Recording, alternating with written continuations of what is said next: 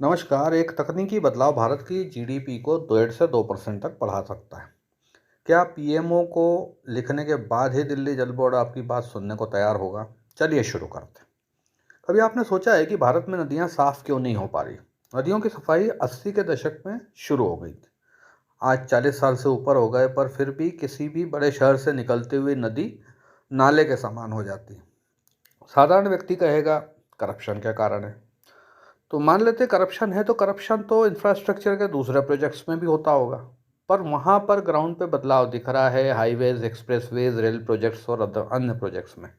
पर नदियों पर इतना पैसा खर्च होने के बाद भी कुछ भी बदलता नज़र नहीं आ रहा है। पिछले 12 सालों में सॉलिड वेस्ट पर भी इतना काम हुआ कि कई शहरों के कूड़े के पहाड़ समाप्त हो गए। दिल्ली में भलसवा और गाजीपुर के कचरे के पहाड़ भी छोटे नज़र आने लगे हैं, पर यमुना जी के पानी में कोई अंतर नज़र नहीं आ रहा। इसका मतलब है सीधा सीधा तकनीकी रूप से बहुत बड़ी गड़बड़ है। कुछ प्रीमियम इंस्टीट्यूशंस के सहयोग से एक तकनीक विकसित की गई। यमुना जी की सफाई सबसे बड़ा चैलेंज है, तो दिल्ली सरकार को प्रपोजल भेजा गया। 14 महीने तक फॉलोअप लिया, कोई सुनवाई नहीं हुई।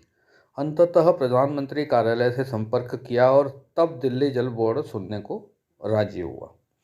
भारत में इतना पैसा खर्च होने के बाद भी नदी साफ क्यों नहीं हो पा रही है, यह जानने के लिए आपको चलना पड़ेगा इंदौर।